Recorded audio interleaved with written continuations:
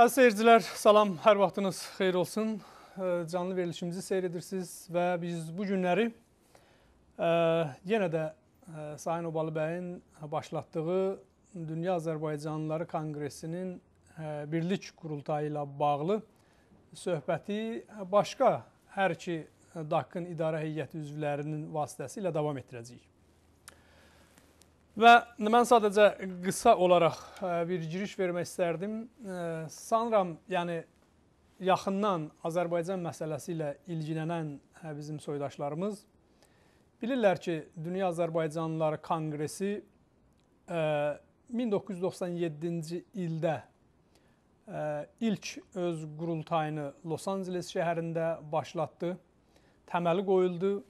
Burada olan bir neçə soydaşlarımızın vasitəsilə, yəni Amerikada və Kanadada fəaliyyət göstərən soydaşlarımızın vasitəsilə o zaman ki, hələ Azərbaycan məsələsi o qədər də, yəni indiki kimi yerində oturmamışdı. Millətimiz bu qədər Azərbaycanla bağlı bilgilərə malik deyildi. Eləcə də Fars, yəni faşistlərinin, şovinistlərinin vasitəsilə torpağımızın işğal altında olması, siyasi baskınlar, millətimizə qarşı tarix boyu, o cümlədən məşrutə devrindən üzü bu tərəfə, yəni Pişəvəri hərəkatı zamanı devri və eləcə də Sayın Profesor Doktor Zehtabi bəyin başlatdığı Azərbaycan Milli Hərəkatı dövrü, ondan sonraki Elçi bəyin, yəni Güney Azərbaycanla bağlı başlatdığı ciddi məsələlər və bu günümüzə qədər olub bitənlərin hamısı. Yəni, bunlardan bir xəbərətər yox idi. O zaman, yəni Dünya Azərbaycanlıların Konqresinin təməli qoyuldu. Ona görə bu qurum çox mühümdür millətimiz üçün, xalqımız üçün. Və çox təəssüflər olsun ki, yəni daha sonra müxtəlif vasitələr nüfuz etməyə başladı, əllər nüfuz etməyə başladı. Və yavaş-yavaş bu məsələ bəlkə də yəni orada olan ilkin, yəni idarə heyəti üzvlərinin iradəsindən kənar, yəni şəxslərin haman idarə heyətinə nüfuz etməsi və s. Yəni bir sözlə get-gedə bu gücləndikcə və rejim də, İran rejimi də baxdı, gördü ki, yəni çünki bu ona görə mən İran rejiminin adını çəkirəm. Burada ilk öncə mənim xatirimdədir, yəni 1997-ci ildə Los Angelesdə keçirilən qurultayda bir səltənətçi, yəni şahpərəst bir faşist var. Adı da səhv etmirəmsə Pəhlivandır, yəni familiyası Pəhlivandır. Bu bir raport hazırladı. Bu raport İngilistanda nəşr olunan qəzetlərin birində, yəni Londonda çıxan, səhv etmirəm Keyhan vasitəsilə bu geniş bir şəkildə nə qədər Dünya Azərbaycanlıları Konqresinin təhlükəli olması olduğu haqqında xəbərdarlıqlar verdi. Düzdür, orada təhqir dolu, yəni yazılar var idi, millətimizi təhqir edirdi.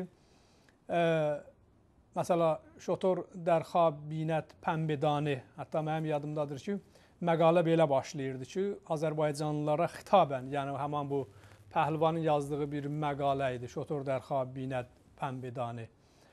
Və hətta bir yerdə daha yəni təhqiramiz ifadələrdən istifadə etmişdi ki, məsələ, onun dediyinə görə Uzunqulaq da qanat çalıb uçarmış. Yəni bu da millətimizə qarşı olan bir təhqiramiz bir yazı idi. Həman o Pəhlivanın yazdığı məqaləyə daxil olan bir ifadə idi ki, işlətmişdi ki, yəni millətimizi Uzunqulaq hesab eləyirdi ki, yəni bunlar güya ki, hesab eləyirlər ki, yəni bunlar uça bilərlər. Yəni orada inkişafdan söhbət gedir. Və sadəcə bu, həman bu nankor, bu dünyadan xəbərsiz, lazım gələndə özləriniz yekəxana aparan, dünyada ən aparıcı, nə bilim, Koroşun nəslindən hesab eləyən filan, yəni bu tipli faşistlər sadəcə ondan xəbərsiz idilər ki, Azərbaycanda həqiqətən də bu günümüzdə olan, yəni bu reallıq bir gün gəlib fars faşistlərinin qapısını döyəcək. Necə ki, döydü və bu günləri xəttlər ayrıldı, siz xəttin o tərəfindəsiz, indi biz xəttin bu tərəfindəyik. Yəni artıq bu problemimiz yoxdur, yəni sən farssan, biz türkük.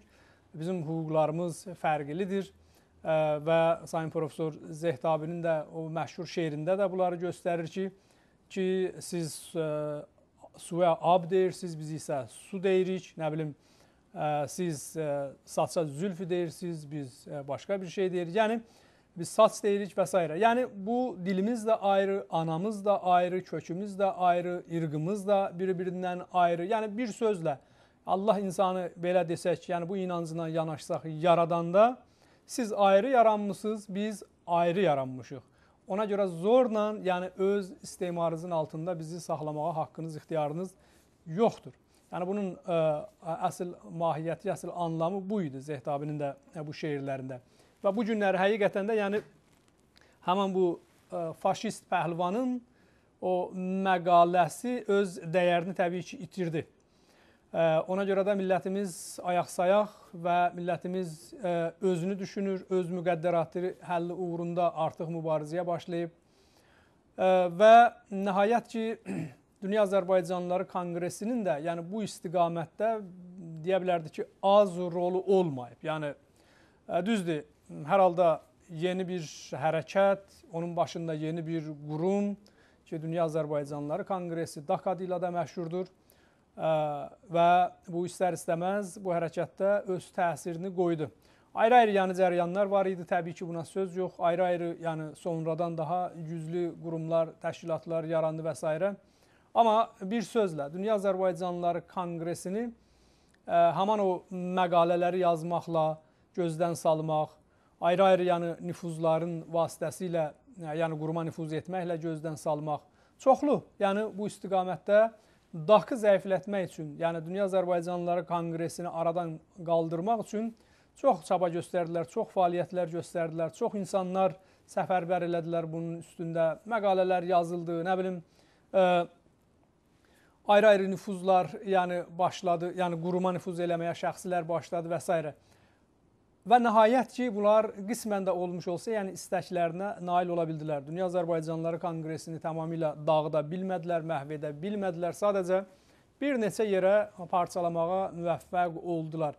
Yəni burada açıq biz desək, daha aydın şəkildə desək, Dünya Azərbaycanlıları Konqresinin parçalamasında Azərbaycan yəni hakimiyyəti tərəfindən yaradılmış xaricdə yaşayan Azərbaycanlılarla iş üzrə Dövlət Komitəsi başda Nazim İbrahim olmaqla, yəni bu qurumun parçalanmasında əsas rolu oynadılar.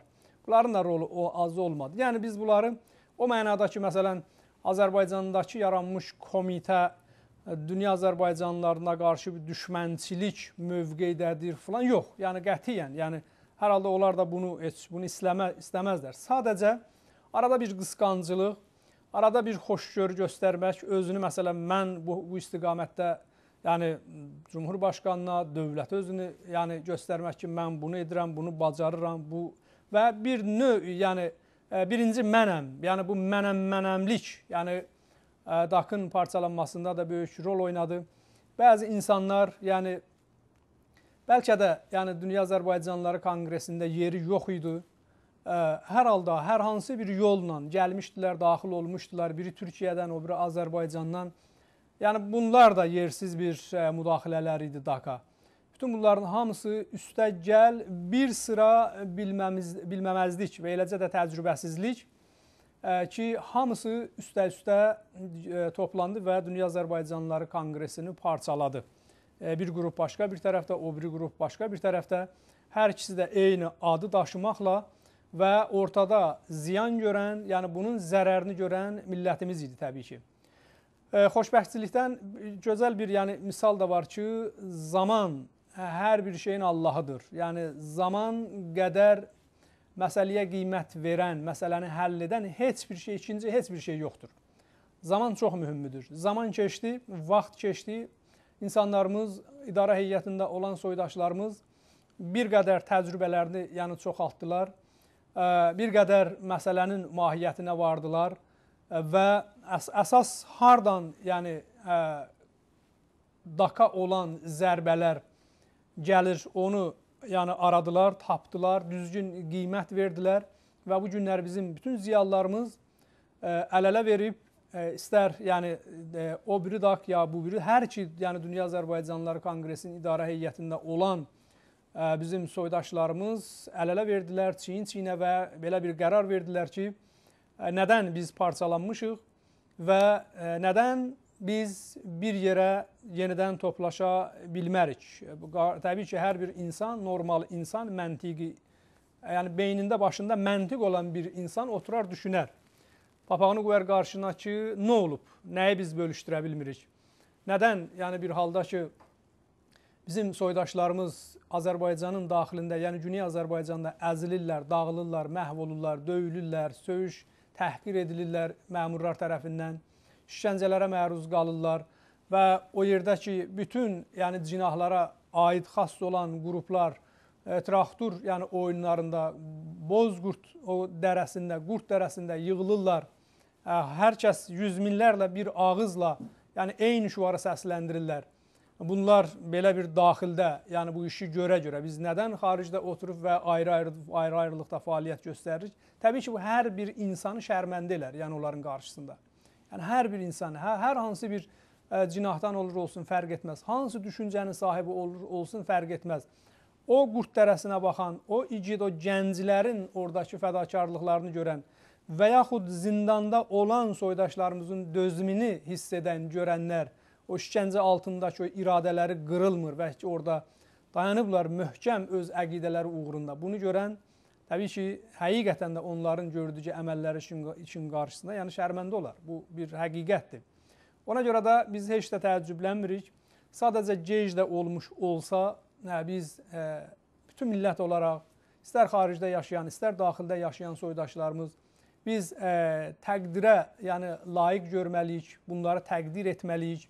Kim bu təşəbbüsü göstərib və onlara biz çox sağ ol deyirik, yəni qabağa düşübdür, belə bir yəni, DAK-ın birləşməsi ilə bağlı müsbət addım atıbdır. Elə bu başdan biz onları alqışlayırıq, onları təbrik edirik və nəhayət ki, yəni, Dünya Azərbaycanlıları Konqresinin birlik qurultayının vaxtı zamanı da müəyyən oldu. Səhv etmirəmsə, gələn ayın, indi yəqin ki, bizim bugünkü söhbət edəcəyimiz soydaşlarımız da daha dəqiq biləcəklər. Aprelin 26, 27, 28-i ki, Avropada bu keçirilməlidir ki, nəhayət yəni bugün gəlir çatır və Dünya Azərbaycanlıları Konqresi bir sözlə birləşir. Mən ümid edirəm ki, yəni hər iki tərəf, ola bilsin ki, hər iki tərəfin yəni %100 olmasa da bəzi narazı, yəni şəxslər də olsun. Biz təbii ki, bu televizyon vasitəsilə onları da dəvət edirik. Ayrı bir yol yoxdur, çıxış yolu yoxdur, əksəriyyətə tabi olmaq lazımdır. Və əgər o adam ki, burada bilinəcək, o adam ki, həqiqətən millətini sevir, vətənini sevir və danışıqları, dedikləri bu günə qədər verdiyi müsahibələrin üzərində, yəni səmimiyyətlə dayanırsa, biz əminik ki, istisnasız olaraq hər iki tərəfin bütün idarə heyəti üzvləri bu qurultaya gələcək. Bir yerdə birlik qurultayı olacaq, yeni idarə heyəti seçiləcək. Bir il müddətinə, çünki bu elədir ki, hər il dəyişir, yeni insanlar gəlir və bu elə bir qurum deyir ki, deyəsən, məsələ, burada hansısa bir göydən bir paralar tökülür, pullar tökülür. İnsan, hər halda insan nəfsi bəllidir. Yəni, hərisdir bir qədər maddiyyata, pula, fulana. İçində istisna olmaq şərti ilə, yəni insanların əksəriyyəti belədir. O mənada ki, yəni, bu sadəcə sırf bir xidmətdir ki, yəqin ki, yəni bu addan, bundan sonra, yəni çoxlu sui-istifadələr də olunub həman addan və bu ada da, yəni, çünki bu millətin adını daşıyır. DAK-dan sui-istifadə, millətdən sui-istifadə etməkdir. Onun anlamı budur. Ona görə də yəqin ki, bu yeni yaranmış birlik qurultayında bu tipli yəni, sui-istifadələrə də yer verilməyəcək. Mən onu da qeyd edeyim və sözü bizim soydaşlarımıza verəcəm. Dünya Azərbaycanlıları Konqresi yaranan gündən, ilk gündən qarşısına 3 məqsəd qoyub. Yəni, o üçüncü bir məqsədi də yoxdur. Birinci, Güney Azərbaycan məsələsi, Güney Azərbaycanda olan o soydaşlarımızın problemlərinin çözülməsi, dünyaya çatdırılması, onlara yardım etməsi. İkinci, işğal olunmuş Qarabağ torpaqlarının azad edilməsi uğrunda mübarizə və üçüncüsü isə Quzey Azərbaycanda, yəni müstəqil Azərbaycan Cümhuriyyətində demokrasiyanın inkişafı. Bu, demək olar ki, o qədər də siyasi məsələ də deyil və bu insan haqları, hüquqlarıdır əsasən. Ona görə də bu üç istək Dünya Azərbaycanlıları Konqresinin təməli qoyulandan üzərində iş gedir. Bəzən güclü, bəzən ləngan, amma hər halda hədəf və məqsəd bundan ibarətdir.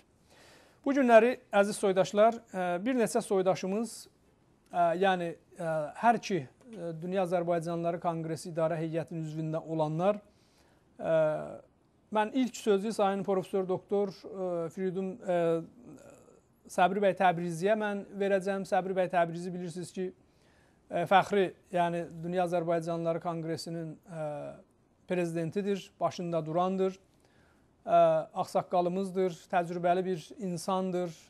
Təmənnasız, yəni bu istiqamətdə, bu yolda çoxlu, hətta pulunu, parasını da xərcləyir, yəni bunu açıq deməliyik. Bir var, bu yoldan istifadə edəsən, özün üçün bir qazanc mənbəyi açasan, pul qazanasan, para qazanasan ki, təəssüflə bu işi görənlər də olub, çox təəssüf eləyirik. Amma unuduruq hər bir şey, onları artıq kənara qoyulur. Amma Səbri bəy bu yolda öz cibindən uzun zaman, ömrü boyu, yəni əziyyət çəkdi ki, qazandığı puldan, paradan bu yolda çoxlu xərc edib, bu gün də edir və biz bilirik ki, sabah da yəni bunu edəcək. Çünki tarixdə ancaq bu işlərdən, bu gözəl əməllərlə tarixdə insan özünün adını əbədiləşdirir. Necə Hacı Zeynalabdin Tağıyev, görün nə qədər yəni onun dövründə, onun zamanında pullu, paralı kişilər olub, insanlar olub. Amma birinin adı çəkilmir. Ona görə Hacı Zeynalabdin Tağıyev Azərbaycan tarixində özünə xüsusi yer edib, o əldə etdiyi puldan, paradan milləti üçün istifadə edib. Binalar tikdirib, nə bilim, Azərbaycan oğullarını xaricə təhsil almağa göndərib, yardım eləyib, pul verib, orada mərkəzlər açıb, elm mərkəzləri, elm ocaqları, təhsil ocaqları. Yəni bundan böyük, yəni bir ölkəyə, bir məmləkətə, bir millət və xidmət nə ola bilər? Ona görə də adı əbədiləşib. Və bu günlərdə bizim Azərbaycanın yəni tarixində, bugünkü günümüzdə çoxlu Azərbaycanlı puldarlar var. Çoxlu, indi hansı yolla qazanırlar, bu bizim məsələ deyil. Yəni düz eləyirlər, yaxşı eləyirlər. Pul qazanmaq təbii ki, yəni halal yolla. Yəni bu işi, o pulu ki, millətin qanını sorub, aparıb orada-burada bankilərdə yatırdasan, söhbət bundan getmir. Halal yollarla zəhmət çəkib o pulu qazanıb və o pulu öz millətinin inkişafı uğrunda sərf edəsən, bəli, bu kişilər Azərbaycan tarixində əbədiləşəcək və həmişə hər zaman adı da qalacaq. Sayın Səbri bəy Təbrizi də bu günləri yəni öz o mali durumuna görə, cibinə görə, yəni çox böyük pullar, paralar bu yolda xərc edib və xərc də edir. Ki, bu günlərdə Sayın Səbri bəydən eşidəcəyik ilk olaraq. Daha sonra Sayın Teymur bəy Eminbəylidən ki, uzun zaman Dünya Azərbaycanlıları Konqresi ilə çiyin-çiyinə çalışıb. Daha sonra Asif bəy Qurban, eləcə də Sayın Səfdər bəy Rəhimli və Siyavuş bəy Yusifi. Bugün bu adı çəkilən şəxslər hər iki idarə heyət tərəfindən növbəti, yəni bizim verilişimizdə Birlik Qurultayı ilə bağlı öz fikirlərini, öz sözlərini söyləyəcəklər. Onu da mən xatırladım ki, bugünkü verilişimiz çox uzun olmayacaq, bir qədər qısa olacaq. Əziz həmvətənlər, çünki burada bəzi, yəni bizim özümüzün texniki işlərimiz var, o görülməlidir. Ona görə də mən sözü çox yubatmadan vermək istədim Sayın Profesor Səbri bəy. Səbri bəy, sizi çox xoş gördük və təşəkkürlər, dəvətimizi qəbul elədik. Sağ olun. Bildiyiniz kimi, bəli, Birlik Qurultayı ilə bağlı sizin xeyir duanızı eşitmək istərdik. Mən Sayın Cavad bəy, sizin bayramınızı təbrik edirəm və hörmətli millətimizin bayramını təbrik edirəm.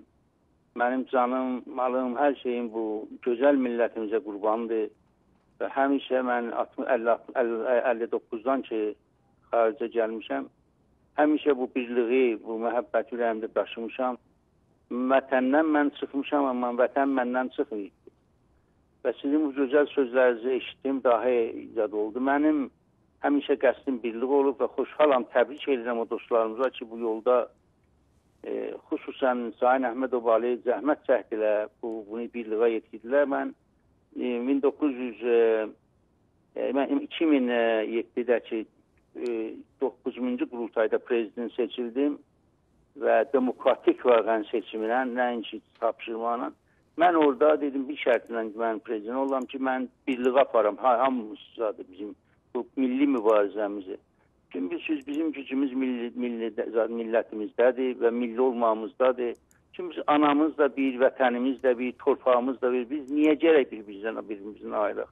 Onun üçün eşidəndə ki, bu dostlarımız sağ olsunlar, neçə il ərzində fəaliyyət elədilər və daqların ikisində gəldilər bir yerə və ayrılıqda prezident olmadı filan.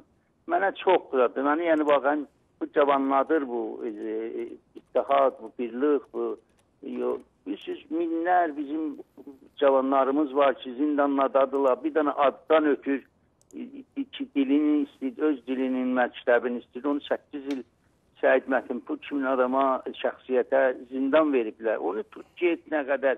Valla mənim heç vaxt yuxuma gətirmir bunları yada salanda. Onun üçün mən nəhayət xoşhalam ki, 26, 27, 28 apreldə bu qurultay Broxus şəhərində olacaq və mən nə əndazə desəz xoşhalam ki, nəz elədim bizim gücümüz birliyimizdədir. Mən getmirəm o detallarına ki, kim buranı o birliği bir-birinə vurdu. Yine də bizim 2008-də birlik qurultayı təşkil oldu. Orada profesör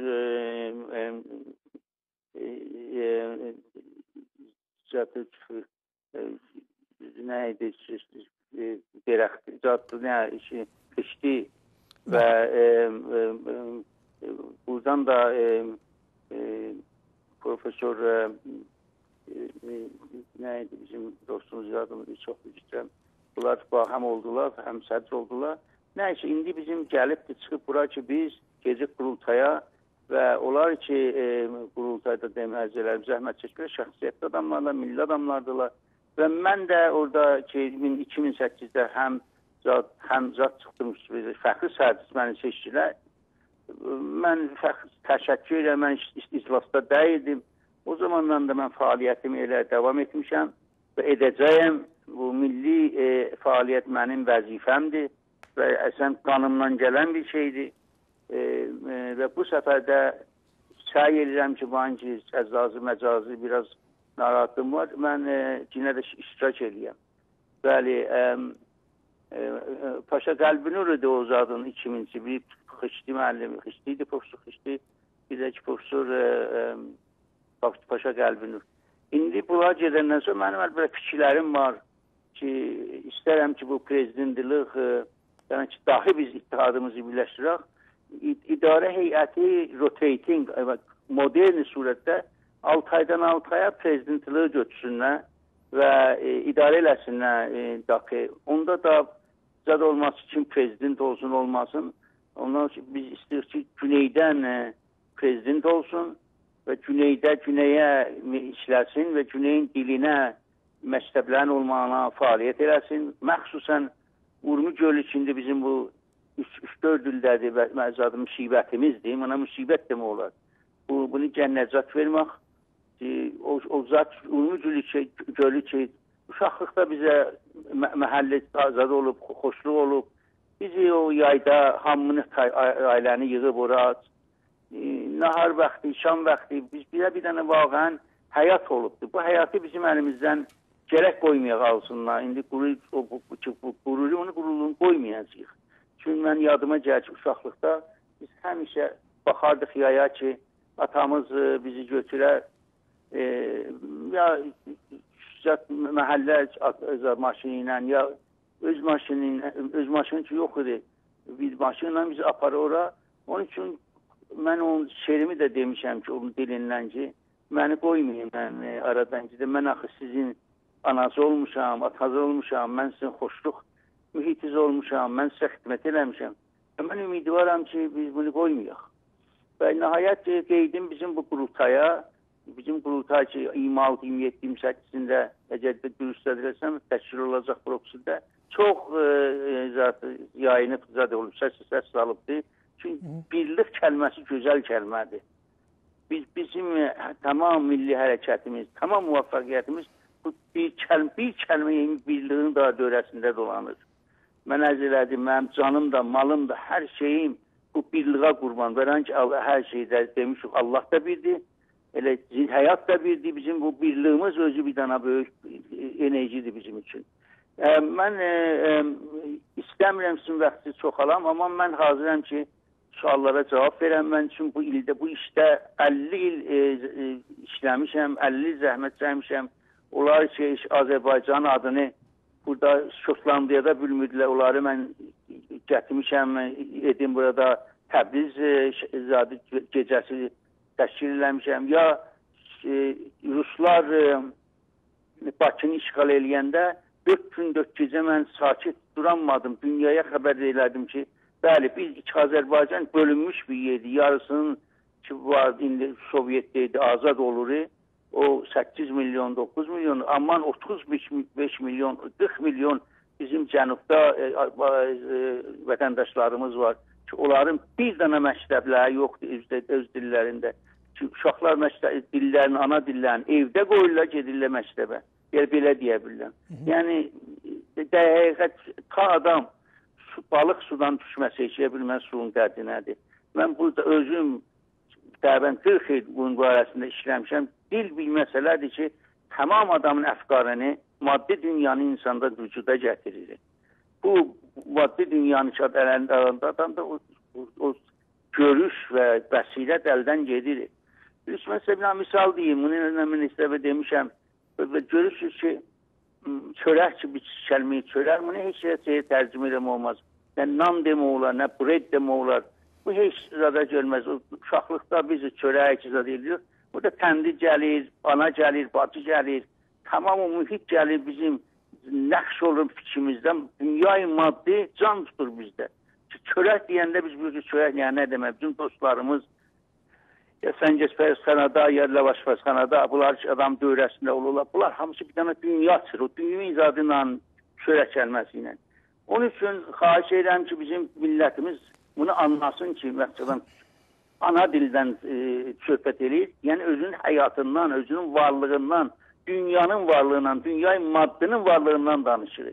Yəni, bizim uşağın formalaşmasında, şəxsiyyətində, psikolojisində ana dilin çox təsiri vardır. Mən ona inanmışam. Ben 40 ildən çoxdur. İnin də inanıram və mən ona inanıram ki, bizim dilimiz azad olacaq, məktəblərimiz olacaq və bizim də daqda fəaliyyət eləmemiz bu məscid olmalıdır. Yəni biz milli azaddır. Azad millətimiz azad olsun. Dilində, mənəviyyatında, fəaliyyətində. Bizim nə tankımız var, nə tüfəngimiz var. Bizim də əslən dövlət İrandan həmişə zadımız budur ki, bizim həqqimizi versin. Bizim insan həyəklərimizi qeytərsin özümüzə. Bizimki teröristlər kimin, kütlər kimin, obislər kimin pul dalsındadılar, qaçaqçılıq edirlər, neynirlər. Biz bunlardan uzağıq. Bizim millətimiz çox pak, təmiz. Mən əlz elədim qurbanam o millətimə. Bələn ki, mən millətimi çox sevirəm. Mən dünyanı gəzmişəm, dünyanı çox gəzmişəm. Mən öz millətimiz üçün mehriban, ürəyi təmiz, ailəsinə baxan, təvəccühsin, ailəsinə fəda olan millət görməmişəm. Onun üçün mən fəxr edirəm ki, Azərbaycanlıyam, fəxr edirəm ki, öz dilimdə, öz milli hərəkətimdə faalam və faal da olacam, ta axir öz adımacan, ömrüməcan və mən sizin hamınızı təşviq edirəm ki, bu qurultayda iştirak eləyin və bir-birimizi orada görək. Ta o vaxtacan mən feylən səbr edirəm ki, mənə sual olsa bulunacaqsınız. Sağ olasınız, var olasınız. Mən tamam millətimi çox sevirəm, yaşayasınız. Çox sağ olun Sayın Profesor, təşəkkür edirik və əgər təbii ki lazım olsa biz yenidən sizinlə əlaqə saxlayacağıq. Hər halda sizin yəni böyük təcrübəniz var, yaşınız yəni icab eləyir ki, siz hər iki tərəfi yəni dəvət edəsiz və ki, dəvət etmişsiniz bu istiqamətdə çoxlu, yəni əziyyətlər də çəkmişsiniz, bizim də xəbərimiz var. Yəni budur, bu tipli işlərdir mən deyirəm ki, millətimizin heç vaxt yaddaşından silinməyəcək.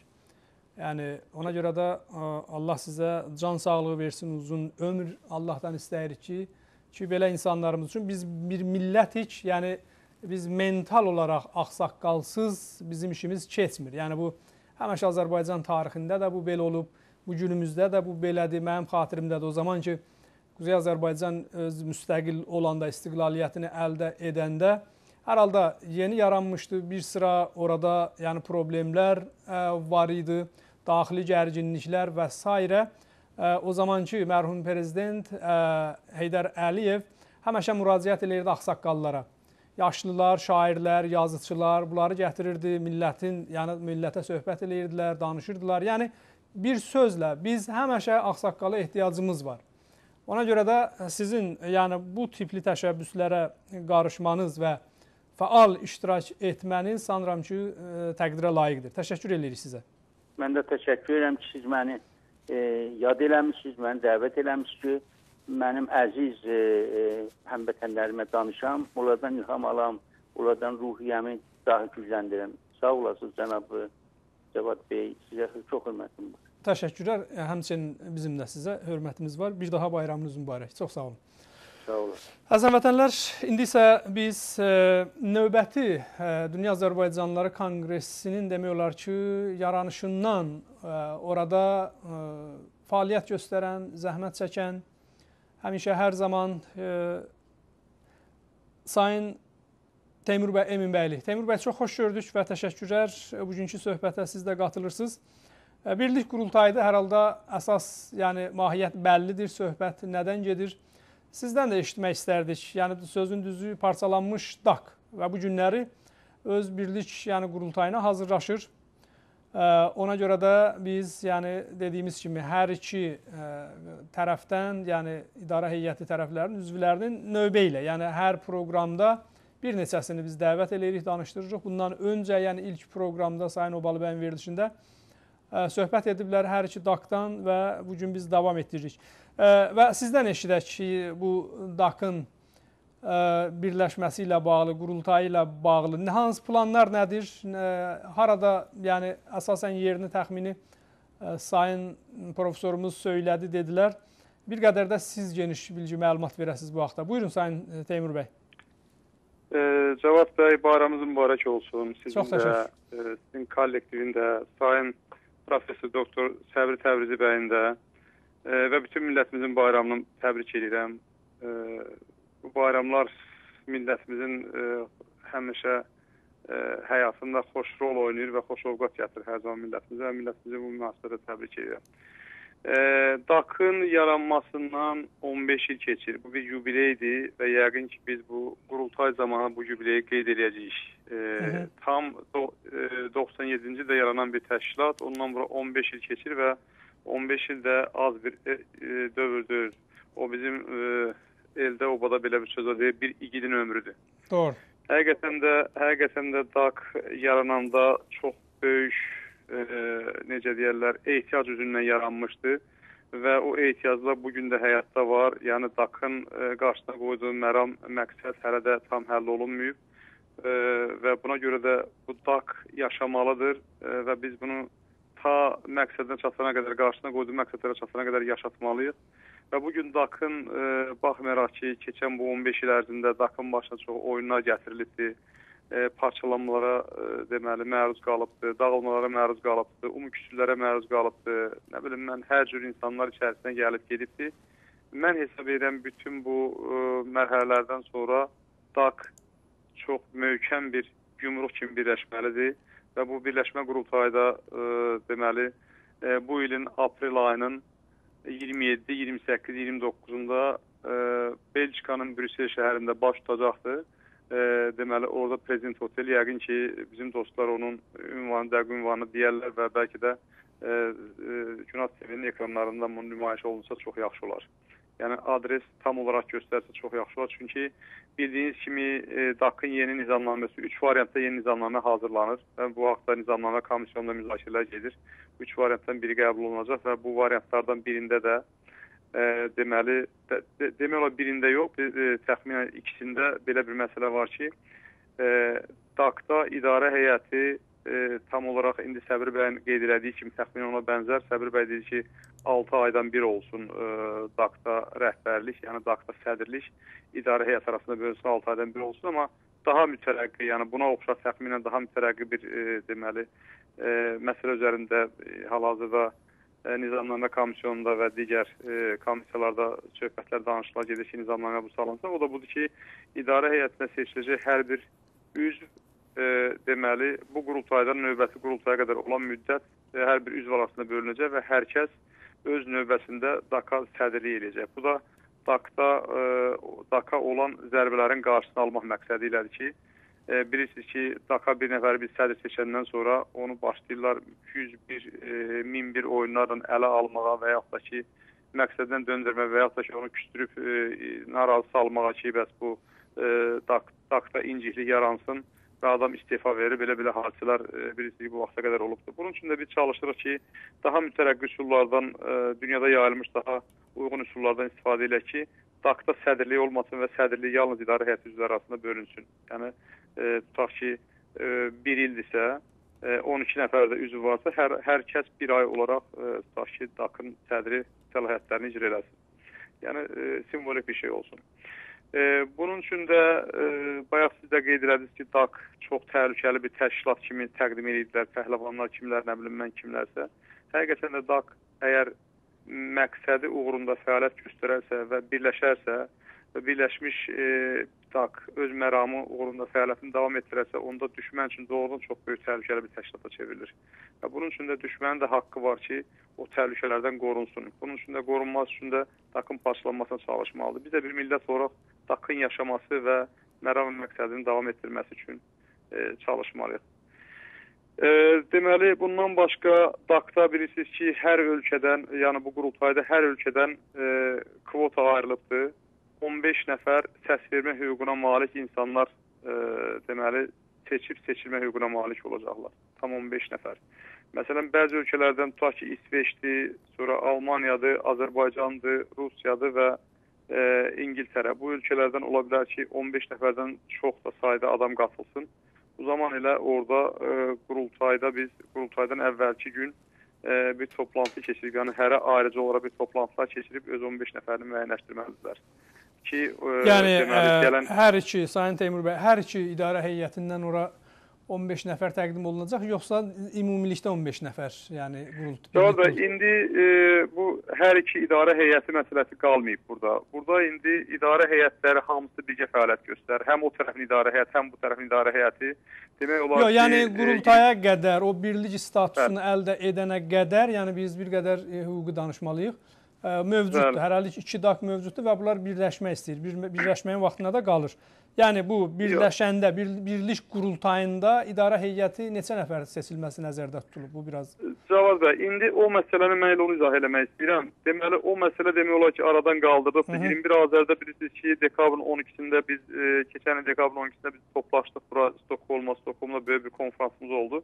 Və konferansdan sonra tamamilə çox böyük bir səmimiyyət yaranıb. Demək olar ki, o siz deyən sözü bizim daha heç birimiz dilimizə gətirmir ki, o tərəf, bu tərəf, nəmə, üçüncü tərəf. Çünki bilirsiniz ki, üçüncü bir tərəf də var. Üçüncü tərəf də budur ki, DAK, bugün hal-hazır mövcud olan DAK-lar var. Demək, 2 DAK fəaliyyət göstərir. Bir də ki, DAK-ın yaranışından sonraki dövrlərdə kifayət qədər zəhməti keçmiş, fəal olmuş, rəhbərlikdə olmuş, idarə heyətində olmuş insanlar var ki, DAK-ın parçalanmasından sonra bunlar da DAK-dan çıxıb getmişlər. Onlar da bir qrup yaradıblar. Hal-hazırda bu 3 qrup, 21 nəfərdən ibarət 3 qrup, deməli, 2 idarə heyəti hərəsi öz üçün bir qrup yaratdı. Deməli, hüquqi cəhətdən uyğun olaraq, yəni ki, özləri seçdilər, hər iki tərəf özləri seçdilər və bu 21 nəfər içərisində 7 nəfərdə digər 3-cü qrup fəaliyyət göstərir ki, onların da deməli, başında bayaqları siz elan elədiniz, duranlardan biri də Siyavuş bəydir, sonra Məmməd Azərdir, sonra Cavad Bəyəxdir və s. Yəni bu dostlarımızdır, sonra bizim Cabbar bəydir. Bunlar da 7 nəfərdirlər. Yəni indi bizim artıq hansı tərəfdən neçə nəfərin gəlməsi məsələ deyil. Yəni o məsələ budur ki, 15 nəfər DAQ-ın üzvləri gələcəklər. Hər iki tərəfdə olmuş insan fərqi yoxdur. Bu vaxta qədər DAQ-da zəhmətləri keçmiş və ya DAQ-ın üzvü olmuş, DAQ-ın keçmişində fəaliyyət göstərmiş 15 nəfər səs vermə hüququ. Əlavə insanlar da qatıla bilərlər.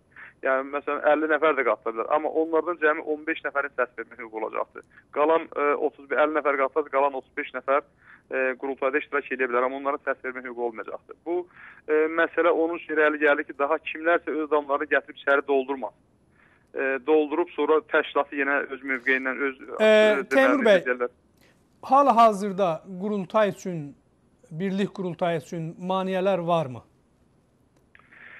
Maniyələr, elə bir maniyə biz görmürük. Əslində istəklər çoxdur, sevinç çoxdur. Yəni insanlarımız hər tərəfdən gəlmək istəyən insanlarımız var. Sadəcə olaraq mən maniyələr şəklində bəzi telefon zəngləri gəlir bəzi dostlarımıza ki, bəs bəlkə bu işdən daşınasınız, bəlkə də DAQ yenə bu formada qalsa yaxşıdır, istərsən qalsa. Mən də bilirsiniz ki, yəni hansı tərəfdir, bunların məqsədləri nədir, bunlar nə istəyirlər, kimlərdir? Cavad bəy, həmişə birisi özü də bilirsiniz ki, DAQ-ın parçalanması maraqlı olan qüvvələr olub. Mən də ad çəkmələ onları böyütmək istəmirəm. Bilirsiniz, mən ad çəkməkdən həmişə qaçaram. Amma hər halda o kimlər ki, dəfələrlə Günah TV-nin ekranlardan da olubdur. Bəzi insanlar çıxıblar bu DAQ-ın birləşməsinin əleyhinə olublar. Həmin qüvvələr yenə DAQ-ın birləşməsinin əleyhinə olmaq istəyirlər. Amma ki, daha artıq qatar gedibdir. Yəni artıq yer tutulubdur, insanlar gəlirlər, nizamnamələr hazırlanıb, mandat komissiyası hazırdır, sonra tədarük komitəsi hazırdır, təşkilat komitəsi qurulubdur. Bunlar hamısı hazır. Sonra qurultaya qatılacaq insanlar artıq demək olar ki, Azərbaycandan, Rusiyadan və deməli digər ölkələrdən qatılan nümayəndələr hazırdılar. Bizim buradan İsveçdən nümayəndələrimiz hazırdılar. Və yalnız 1-2 ölkə Avropa ölkələri qalır ki, onlardan hələ siyahı tam təqdim olunmuyor ki, kimlər 15 nəfər təmsil edəcəklər. Yəni demək olar ki, qatar artıq gedirdi. Bu birləşmənin qarşısını heç bir qüvvə daha indən sonra ala bilməz. Bu günlərdə Stokholmada bəzi deməli DAQ-ın birləşməsinə zidd olan qüvvələr burada toplaşmağa cəhd göstərirlər ki, toplaşsınlar və hər hansı bir əks tədbirlər görsünlər. Amma yanılırlar. Yəni daha artıq bu şeylər gedib, bu qatar gedib. Bu federal demokratlar adı altında burada bilmirəm bir toplum var deyəsən Güney Azərbaycan federal demokratlarına. Onlar da əvvəllər DAQ-ın işlərinə qarışmırlar. Son zamanlarda çox qarışırlar bu işlərə ki, bu birləşmə baş tutmasın. Çünki bilirlər ki, DAQ birləşərsə çox möhtəşəm bir təşkilata çevriləcək və Güney Azərbaycan məsələsindən bağlı, eləcə də Qarabağ məsələsindən bağlı deməli Azərbaycanın demokratlaşmasıyla bağlı böyük bir gücə çevrilə bilər. Ona görə də bunun qarşısını bütün cəhdlərlə almağa çalışırlar. Amma yəni artıq qatar dediyim kimi gedibdir. Biz işimizi görmüşük. Qurultayın keçirilməsinə təxminən 1 ay qalıb və 1 aydan sonra da hamımız orada görüşüb qurultayın deməli keçirilməsinə nail olacağıq. Mənim hələlik deyəcəklərim bu qədər Cavad bəy. Yenə də tarixdə biraz yanlışmazlıq oldu. Bilmirəm dostlardan hansısa çıxışında dedilər 26, 27, 28, amma bu 27, 28, 29 apreldir. Yəni, bəli, onlar mühümdür, onlara düzəliş verin lütfən. 27, 28, 29. Bir də bizim birləşməmizi əsas 3 prinsip əsasında birləşdirir. Bunu da dəfələrlə yenə Günah TV-dən deyilir. Mən istəyirəm bir də bunu xatırladım ki, DAQ təşkilatı müstəqil bir təşkilat olmalıdır. DAQ diaspora təşkilatı olaraq fəaliyyət göstərməlidir. DAQ təşkilatın rəhbərində olan insanlar və ya onun üzvü olan insanlar bu təşkilatın adından öz şəxsi mənafeləri, şəxsi məqsədləri və ya da siyasi karyeraları üçün istifadə edə bilməzlər. Bu məsələləri kim özünə uyğun bilirsə, buyursun gəlsin DAQ-ın qurultayına. Dünya Azərbaycanları Konqresi elə bir möhtəşəm bir təşkilatdır ki, o hər kəs öz qucağına almağa, hər kəs öz içərisinə almağa necə deyərlər, gücü çatır. Hər kəs də özünü orada görmək istəyirsə buyursun gəlsin, heç bir ara qarışdırmadan, düşmən dəyirmanına su tökmədən, nə eləmədən gəlsin bu təşkilatın içərisində olsun və hamımız bir arada səmimiyyətlə, qardaş olaraq millətimizin problemlərinlə bağlı məsələləri ortaya qoyaq, tartışaq, müzakirə eləyək, nə etmək lazımdır o məsələləri tutaq ki, diasporamızı bu məsələlərə cəlb eləyək, diasporamızın təşkilatlanmasına çalışaq və yaxud da ki, problem Güney Azərbaycan məsələlərini beynəlxalq təşkilatlara çatdıraq, beynəlxalq aləmi bundan xəbərdar eləyək, Qarabağ problemini bundan xəbərdar eləyək, Azərbaycan demokratiyası üçün çalışaq. Bu işlərdə kim istəyirsə, kim səmimidirsə, kim müstəqildirsə, kim tərəfsizdirsə, kim bunun adamı deyilsə, o bu qruplara mənafeyinə xidmət eləmirsə, bu üçün gəlsin. Qapımız hər zaman açıqdır. Ola bilər, məsələn, bu il mən varam bu təşkilatda, sabah mən olmayayım, bir başqası olsun. Yəni bu prinsipləri həmişə qorumaq lazımdır. DAQ-ın məqsəd və məramını qorumaq lazımdır. Sonra bu 15 nəfər məsələsi ola bilər, bu il 15 nəfər deyilən, ola bilər bu daha da böyük olsun, 20 nəfər olsun və yaxud da ki azalsın, 10 nəfər olsun. Yəni sadəcə olaraq bir rəqəm olaraq bu ortaya qoyur. O da demokratik bir qurultay keçirmək üçün. Məsələn, ola bilər İtaliyada bizim bu günləri o diasporamız o qədər güclü deyil və oradan 15 nəfər gəlib qatılmayacaq. Amma hər halda hər ölkə üçün bu qədər limit ayrılıbsa, buna da necə deyirlər, hörmətlə yanaşmaq lazımdır. Məsələn, o İtaliyada yoxdursa, tutaq ki, Rusiyada da milyondan çox 2 milyon, 3 milyon Azərbaycanlı var. Onda deməli onlar hamısı qatılıb təşkilat əllərini ala bilməsinlər deyə onlar üçün 15 nəfəri limit qoyulubdur. Və hətta ki, bayaq siz adını çəkdiniz, bir dənə dövlət komitəsi var. O dövlət komitəsi hər zaman DAQ-ın parçalanmasının tərəfdarıdır. Görürsən, gətirirlər, uçaqları doldururlar, adamları gətirirlər oradan, buradan heç tanınmayan, heç bilinməyən insanlardır. Onları gətirib doldururlar içəri, DAQ öz məram məqsədindən deməli ayırmağa çalışır. Onun üçün də biz belə qərara gəldik, təşkilat komitəsi olan dostlar ki, bir limit ayıraq, deyək ki, hər ölkə üçün bu qədər adam olsun. Bu qədər adam gəlsin, orada ola bilər də ki, bugün üçün çox da demokratik bir məsələ deyil. Amma hər halda olan budur, qərara gəldiyimiz məsələ budur. Bizdən sonraki idarə heyəti ki, o seçiləcəkdir. Onlar da başqa şəkildə bunu qoya bilərlər. Yəni, hər halda mütərəqqi üsulların hamısından istifadə edib DAQ-ı yaşatmağa çalışmalıyıq. Aydındır. Təşəkkür edirik Sayın Teymur bəy. Yenə də əgər lazım olsa sizinlə əlaqə saxlayacağıq. İndi isə çox sağ olun. Çox sağ olun. Sayın doktor Asif bəy Qurban telefon xəttimizdədir. Doktor, çox xoş gördük. Bayramınız da mübarək. Və yenə də bildiyiniz kimi, yəni Birlik Qurultayı ilə bağlı söhbətdir. Maraqlıdır və istərdik ki, Sayın Asif bəy, bu Birlik Qurultayından sonra, yəni bura qədər yəni çoxlu təcrübələr əldə olunub, necə deyərlər, dərələrdən, təpələrdən keçirilib və gəlib bugün 15 il az müddət deyil. Və sanırıq ki, yəni bundan sonra ən azı, yəni bu geridə qalan təcrübəsizlik, yanlışlıqlar, bir sıra yəni ciddi səhvlərə hər halda yol verilməsin. Çünki regionda da məsələlər sürətlə dəyişilir. İran özün hal-hazırda elə bir durumdadır ki, ola bilsin ki, tezliklə yəni orada dəngələr pozulsun və elə bir zamanda təbii ki, millətimizin ehtiyacı olacaq. Millətimizin yəni belə bir qurumlara ehtiyacı olacaq ki, təcrübəsindən istifadə eləsin, nə etməlidir, nə iş görməlidir. Yəni bu mühümdür. Onun üçün sizdən eşidək ki, hansı planlar var, yəni Birlik Qurultayı ilə bağlı? Çox sağ olun. Söz verdiniz ki, mən də bütün dinləyicilərin, sizlərin Novruz bayramını təbrik edirəm. Təşəkkür. Millətimiz üçün bərəkətli, gözəl günlər ilərdə, bu illərdə bizə gözəl günlər bəxş eləsin inşallah, bayramlar. Və qısacası konuya gəlmək istəyirdim. Məndən əvvəl də dostlarımız danışdı, bəzi şeylərə deyindilər. Mən də qısaca üstündən keçmək istəyirdim. Əslində baxdığımızda DAQ-ın bir 15 illik bir mazisi var. Bunu tartışıla bilər ki, bu 15 il çoxdur, azmı bir təşkilat üçün. Yəni bu elə bir informasiya və hərəkətli bir zamanda yaşayırıq ki, bəlkə də bu 15 il bir təşkilat üçün çox böyük də sayıla bilməz. Çünki qısa sürədə imkanlar verir ki, bu təşkilatlara müdaxilə oluna bilir və öz istiqamətindən sağa və ya sola çevrilə bilir. Bu da istərseniz zaman qaybı.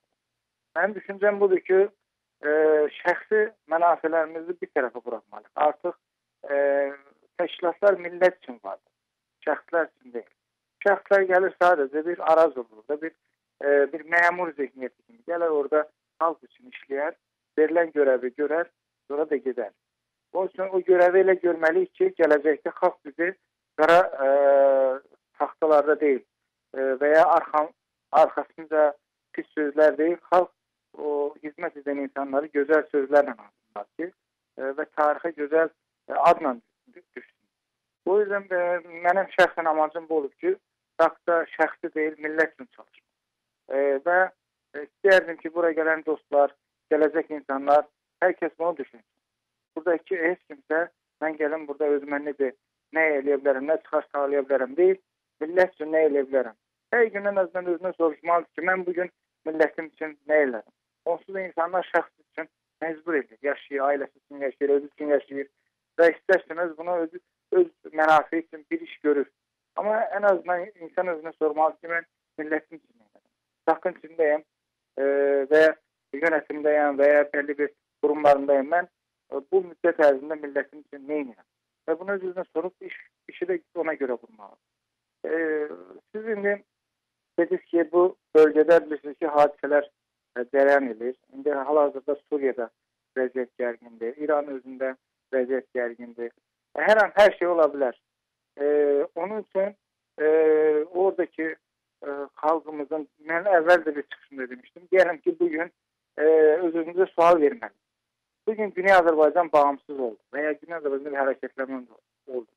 Orada bir təşkilatlanma və ya bu istiqamətdə görülən işlər varmı və ya bu işi, yəni o 30 milyonluq, 35 milyonluq, 40 milyonluq, ortalama 35 milyonluq bir Azərbaycan türkündən bahsedilir. Bu insanları, bu xalqımızı istiqamətləndirəcək təşkilatımız varmı? Bunu özümüzə sormalıyıq və ona görə vardır, amma önemli olan daha güçlü, dünyada sözü sahibi olan, kadroları olan və hər an görevə hazır olabilecek bir təşkilata ehtiyac vardır.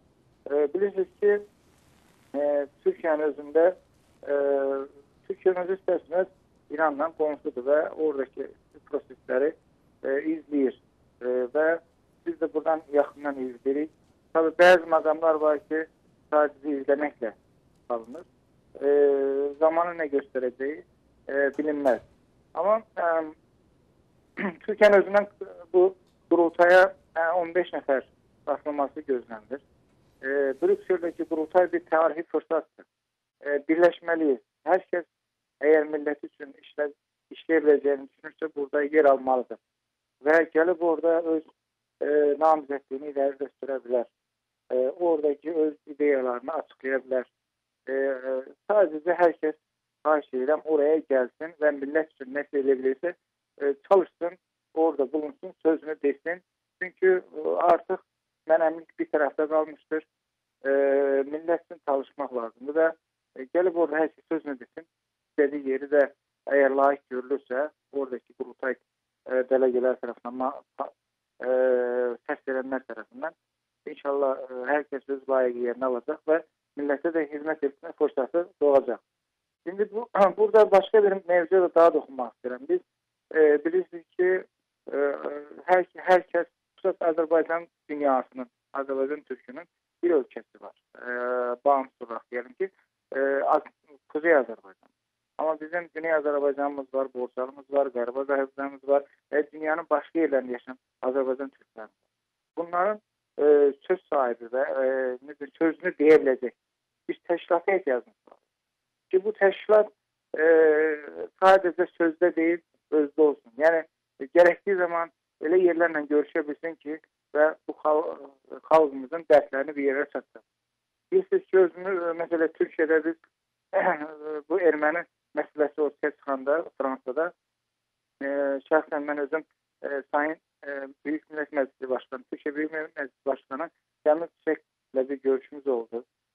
DAK yetkilisi olarak burada bulundum ve bazı müzakereler, yani ben isterdim ki DAK yetkilileri Avrupa'da, Avrupa Birliği'nin yetkilileriyle, Amerika'daki senatlarla veya prezident etrafında olan insanlarla, köməkçileriyle veya ne bileyim, yani söz dünyada belli bir şeyleri karar verebilecek, söz diyebilecek insanlarla görüşme yetkisinde olmalıdır. Biz bunu bu seviyeye çatdırmalıyız.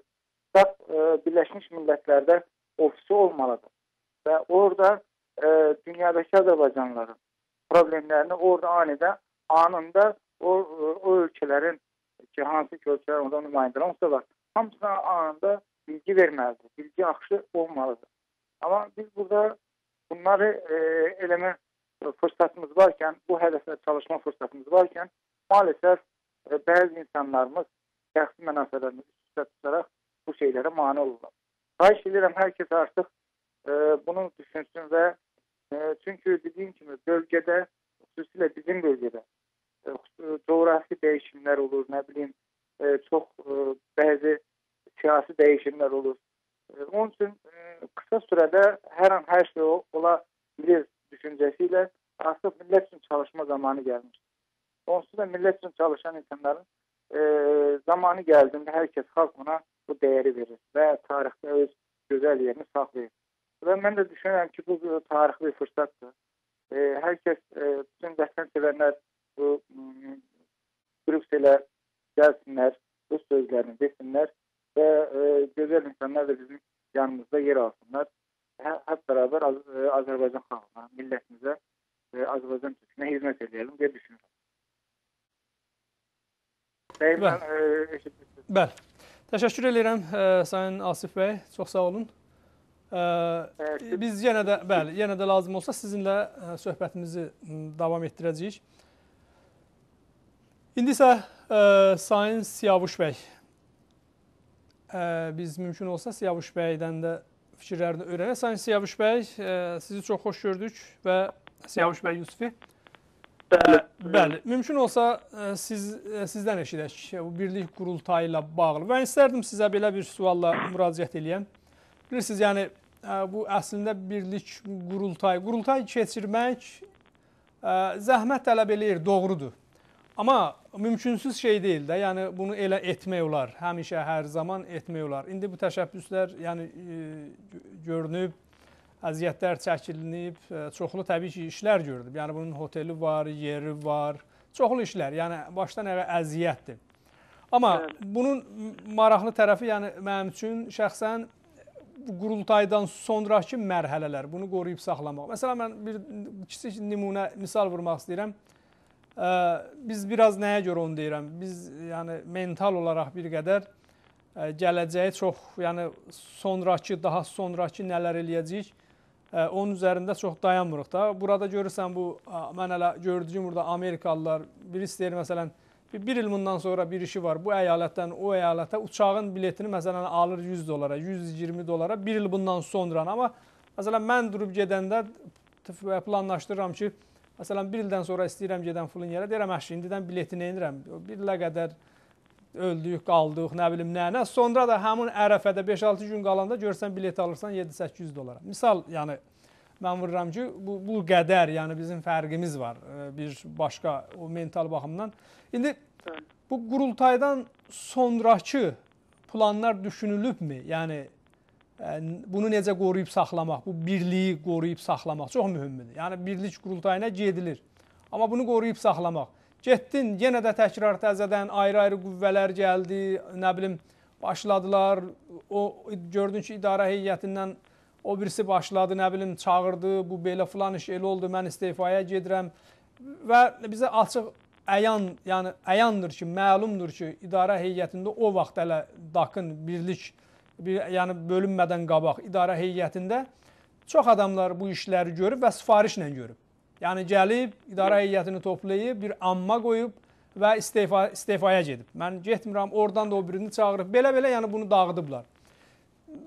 Əsas budur, yəni hansı plan var birlik qurultaydan sonra? Bunun üzərində bir düşünübsünüzmü yəni? Buyurun.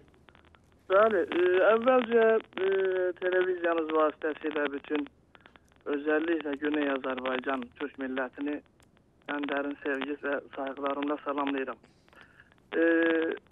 Onu demək istəyirəm ki, mən əvvəlcə sizin də sözünüzün qüvvəti, əvvəlcə bir təşkilat, bir disiplinlə, bir nizamnamə ilə və Bəli, sanıram bir kəsinti oldu. Biz çalışırıq ki, mümkün olsa bir daha da biz Siyavuş bəyə çalışarıq əzizən vətənlər. Çünki növbə onun da söz ona verək. Daha sonra Sayın Səfdər bəy Rəhimli ilə söhbətimizi davam edəcəyik. Mən ola bilsin ki, televizyonu yeni açan həmvətənlərimiz var. Sadəcə olaraq bildirmək istəyirəm ki, bugünkü bizim verilişimizin əsas mövzusu DAK, Dünya Azərbaycanlıları Konqresi. Onun birlik qurultayı ki, gələn ay, aprel ayının 27, 28, 29-u Brükseldə nəzərdə tutulub və bu istiqamətdə hər iki idarə heyətinin üzvlərindən söhbətlərimiz, yəni silsilə verilişlər ki, başlanıb. onu davam ettiririk. Buyurun Sayın Siyavuş Bey, kısa bir kəsinti oldu lütfen. Buyurun devam edin. Bəli, ola bilər. Texnologiya halında belə şeylər olur. buyurun. Əvvəlcə bilmirəm, mənim salamlarım gəldi. Bəli, gəldi, hamısı gəldi. Sadəcə bir gözəl. neçə saniyə kəsildi. Buyurun. Çox gözəl.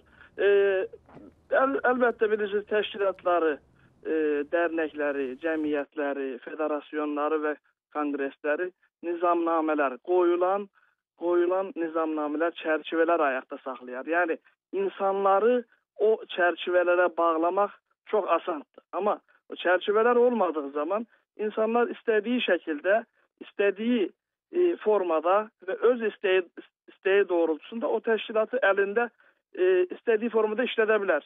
Və Dünya Azərbaycanlar Konqresinin bu son 15 ildəki, yəni 15 illik onsuz da bir tarixi var.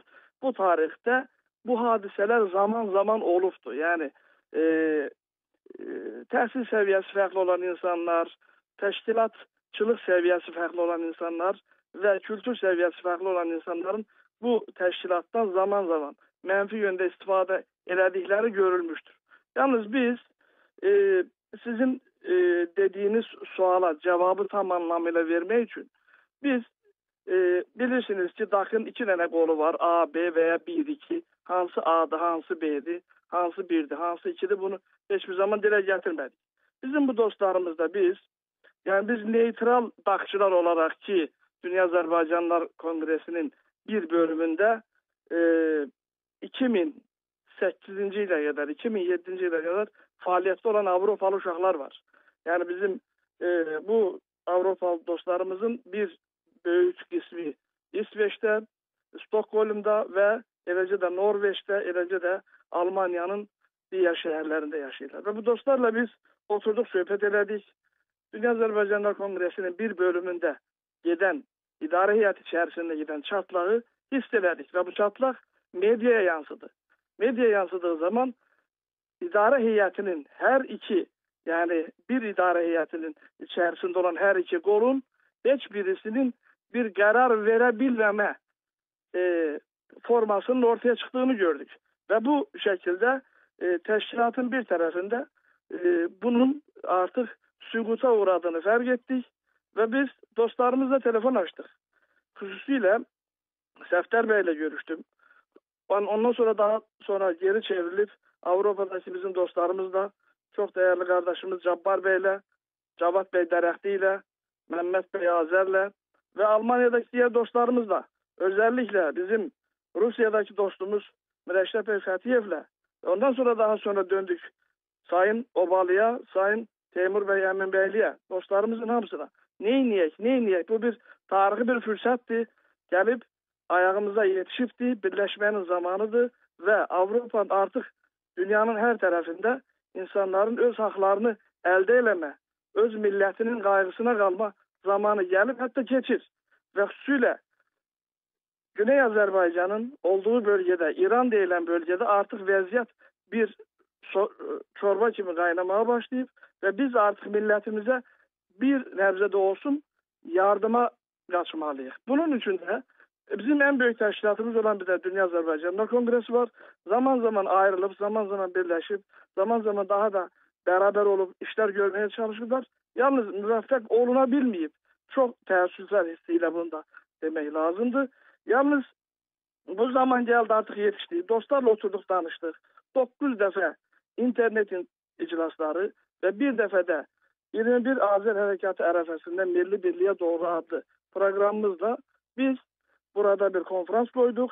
Dostlarımızın hamısını buraya çağırdıq və belə bir qərarda alındı ki, hər qrupdan, yəni DAK 1-2 və ya DAK AB və neytrallardan ibarət 21 Azər Hərəkatının da adına yaxşı bir şəkildə 21 nəfərdən ibarət bir qrup yaransın. Və bunu biz yaratdıq, buna müvəffəq olduq və bunun bütün Avropanın hər tərəfindən dəstəkləndiyini gördük. Sizin deyirsiniz bayaq biz bir il sonra bir qurultay olacağı zaman bileti 3 gün qala alırıq və ya 10 gün qala alırıq və ya sabah gidəcək. Bugün alırıq. Bugün Avropadan, xüsusilə Stokholmdan 26 nəfər insanımız bugün etibarilə. Daha 40 gün var qurultayın olmağına. 26 nəfər insanımızın bileti hazır cibində durur. Yəni bunlar bu işe verilen ciddiyetin bir göstergesidir. Bu işe verilecek olan necə deyirlər, sempatizanlığın bir göstergesidir. Bunlar artık var, yaranıbdır. Biz Dünya Azerbaycanlar Kongresini hakiki anlamda birleştirmişik. Hani bir kızı gider isteyersen de alarsan, sözünü verersen, üzgünü takip edersen, biz bu işi görmüşük. Biz artık bu işi toy için yedirik. Ve bu yer məlumdur.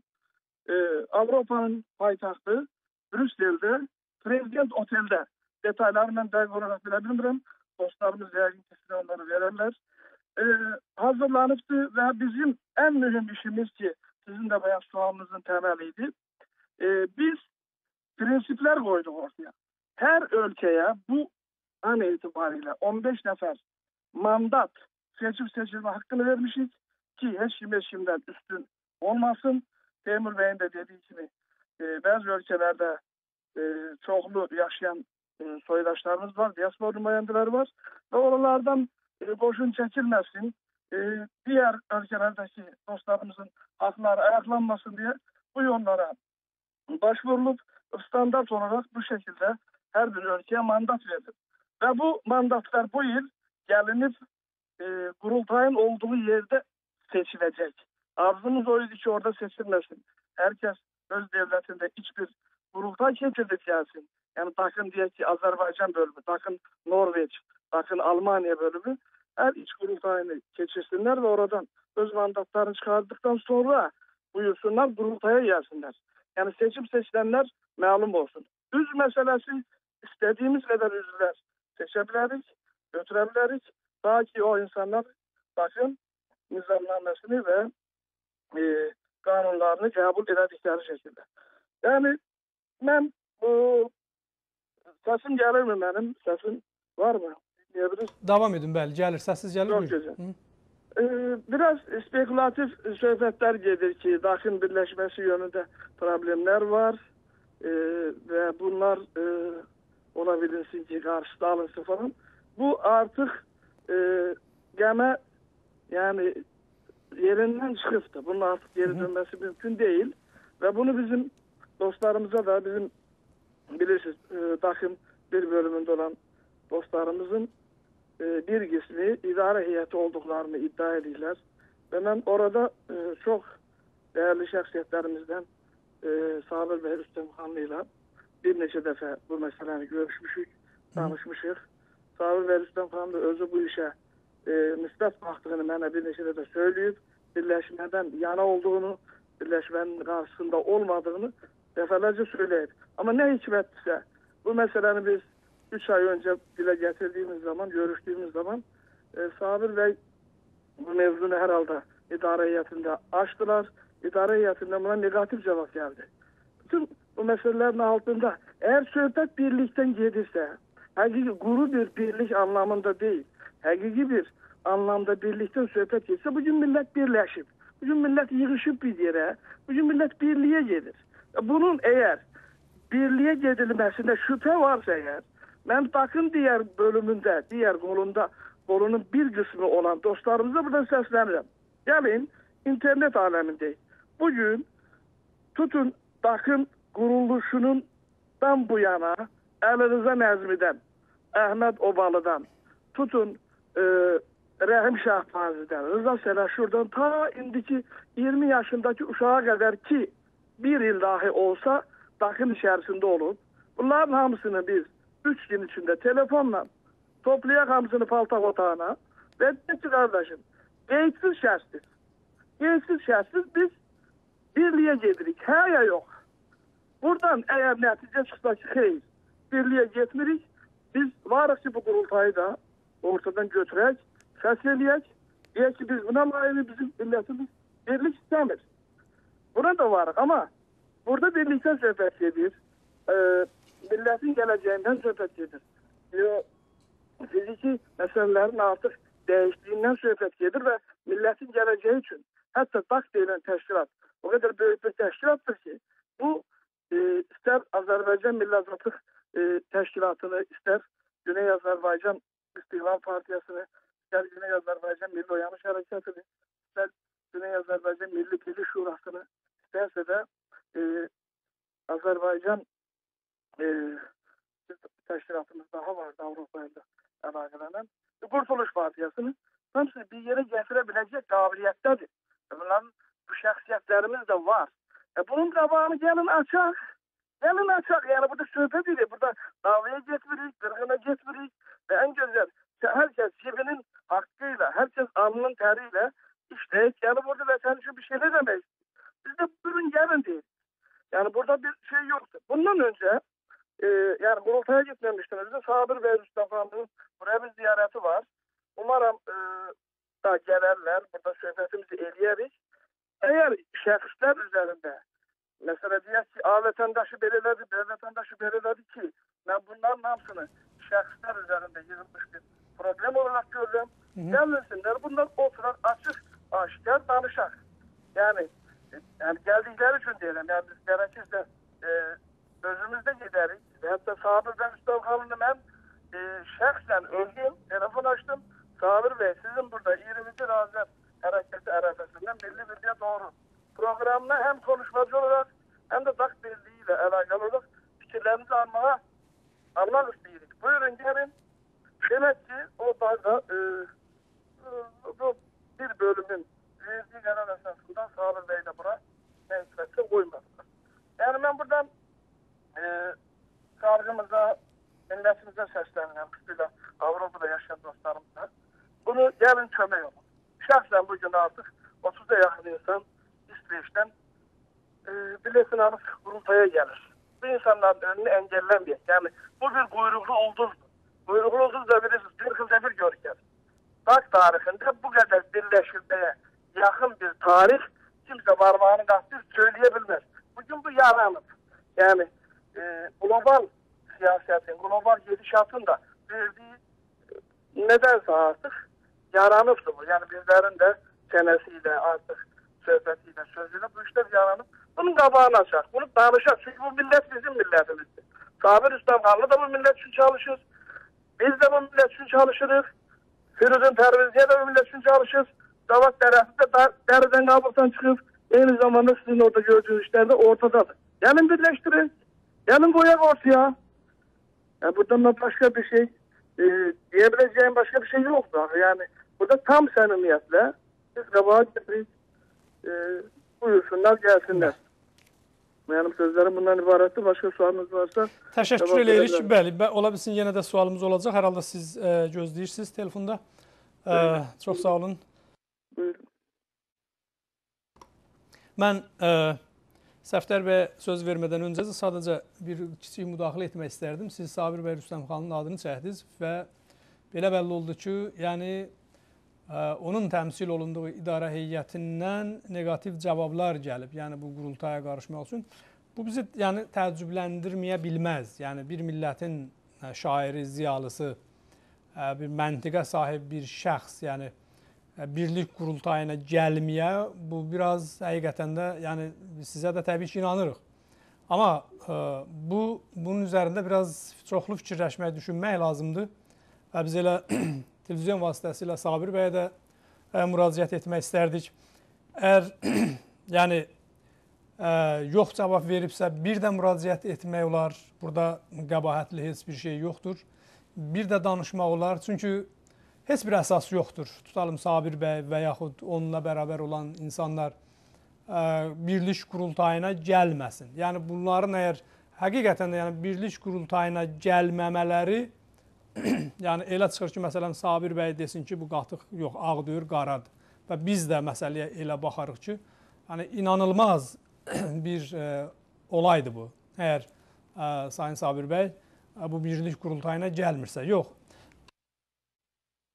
Əgər bir ciddi bir əsas varsa, yəni gəlməməyin ciddi bir əsası varsa, o zaman görünür bu məsələnin üzərində bir daha da yəni çalışmaq lazım, işləmək lazım ki, qüsur nədir, çatışmayan cəhətlər nədir? Təbii ki, bu millətini düşünən, xalqını düşünən, şəxsi prinsipləri, şəxsi məsələləri kənara qoymalıdır, qırağa qoymalıdır və səmimiyyətlə, sədaqətlə ki, varsa, yəni hər bir insanın, mən əminəm ki, yəni bu yolda olan insanlarımızın bir əksəriyyətində, 99%-ında bu səmimiyyət var. Sadəcə bəzən şəxsi münasibətlər ola bilsin ki, bahis olur ki, bir millətin taleyinin, yəni onun o taleyi yüklü məsələsinin həlli geciksin. Heç bir şey olmayacaq. Nə Sabir bəyin gəlməməyi ilə quruldu, bu gedişat dayanacaq. Heç bir şey. Yəni bu iş gedir. Əsas iş nəyə görədir? Yəni bu qurultay, bu birlik. Həm Güney Azərbaycanda, həm Quzey Azərbaycanda biz xalqımızı, millətimizin taleyi üçün, onların ciddi, xüsusən Güney Azərbaycanda, millətin ciddi problemi var, ciddi yükü var. Yəni bunlar, mən bayaqlar verilişin əvvəlində də dedim, buna önəm vermək lazımdır. O gəlməyənlər bunları gözlərinin qabağına almalıdır, düşünməlidirlər. Bir sıra məsələləri qoymalıdırlar, özlərinə həzm eləməlidirlər və gəlməlidirlər. Yəni bunların ayrı bir yolları yoxdur. Yəni bu nə bir təhdiddir, nə bir təhqirdir. Yəni başı uca, alnı açıq, birlik qurultayına doğru. Burada qəbahətli heç bir şey yoxdur. Ona görə də biz elə həman sizə də müraciət eləyirik. Bir daha da yəni bu birlik qurultayının təsis, yəni bu komitəsinə də biz müraciət eləyirik ki, bir daha da müraciət eləsinlər. O qruplar ki, o insanlar ki, yəni müsbət cavab verməyiblər, ola bilsin ki, gəlsinlər, müsbət yəni cavab verərlər, biz ümid eləyirik. Birlikdə bərabər orada yenə də çiyin-çiyinə çalışmaq da adları, yəni tarixdə o qara siyahidə yox, bəlkə yəni millətin sevdici həman o siyahidə qalsın ki, əbədiləşsin. Mən verilişin əvvəlində də bunlara işarə edim, daha təkrar etmək istəmirəm. İndi isə digər, yəni Dünya Azərbaycanlıları Konqresi İdarə Heyətinin üzvlərindən Sayın Səfdər bəy, Rəhimli Səfdər bəy, xoş gördük. Sizin də bayramınızı təbrik edirik. Və mən istərdim ki, bu parçalanmış bu DAQ haqqında və birlik qurultayına doğru bir sıra, təbii ki, yəni mən çalışıram ki, ayrı-ayrı sualları bir qədər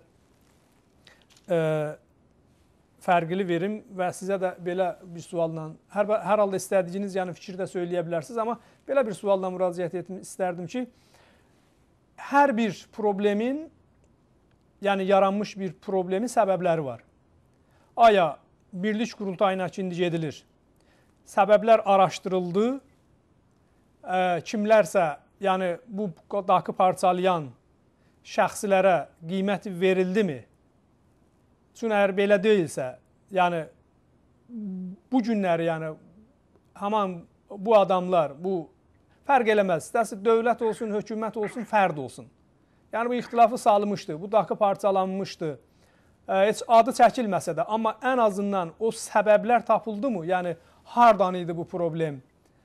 Çünki hardan bəlli? Yəni bugün əgər bu müəyyən olunmasa, may ayının, aprel ayının 27, 28, 29-da nəzərdə tutulmuş, yəni birlik qurultayından sonra eyni senaryolar həyata keçiriləcək.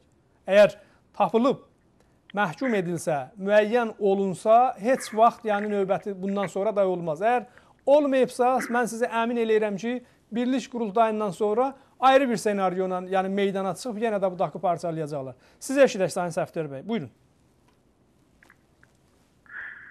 Hər vaxtınız xeyir olsun, əziz dostlar, dəyərli dinləyicilər.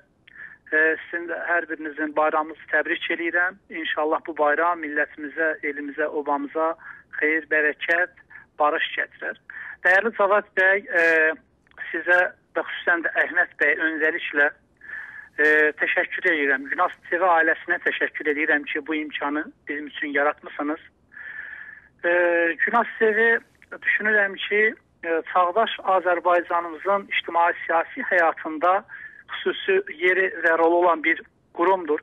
Dünyanın dörd bir tərəfinə yayılmış Azərbaycan türkləri dünyanın fərqli bölgələrində yaşayan Azərbaycanlıların ictimai-siyasi həyatında baş verən hadisələri bugün məhz Günas TV vasitəsilə izləməkdədirlər.